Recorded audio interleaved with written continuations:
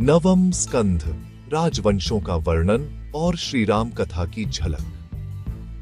नमस्कार मित्रों, आज हम श्रीमद् भागवत महापुराण के नवम स्कंध में प्रवेश कर रहे हैं। यह स्कंध मुख्य रूप से प्राचीन राजाओं और वंशों का वर्णन करता है।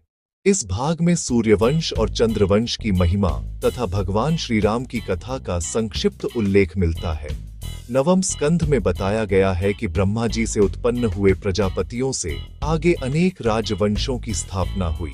इनमें दो प्रमुख वंश थे, सूर्यवंश और चंद्रवंश।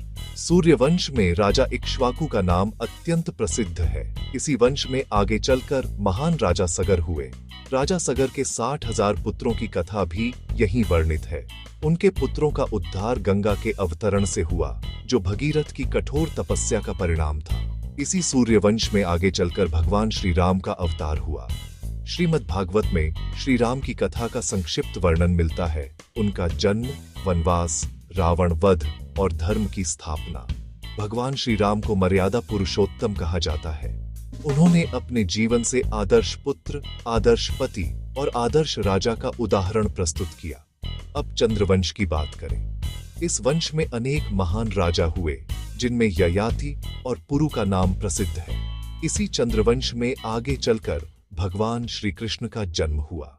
नवम स्कंध हमें यह समझाता है कि राजसत्ता और शक्ति तभी सार्थक है जब वह धर्म के मार्ग पर चलती है। जिन राजाओं ने अहंकार और अधर्म को अपनाया, उनका अंत निश्चित हुआ, लेकिन जिन्होंने धर्म और भक्ति को अपनाया, उनका नाम युगों युगों तक अमर रहा। यह स्कंध एक सेतु की तरह है, जो हमें श्री राम से लेकर श्री कृष्ण जन्म की ओर ले जाता है। नवम स्कंध का मुख्य संदेश शक्ति और सत्ता का उपयोग धर्म के लिए होना चाहिए। तपस्या और भक्ति से ही महान कार्य संभव होते हैं। भगवान समय समय पर धर्म की रक्षा के लिए अवतार लेते हैं। वंश की महानता कर्म और आचरण से होती है।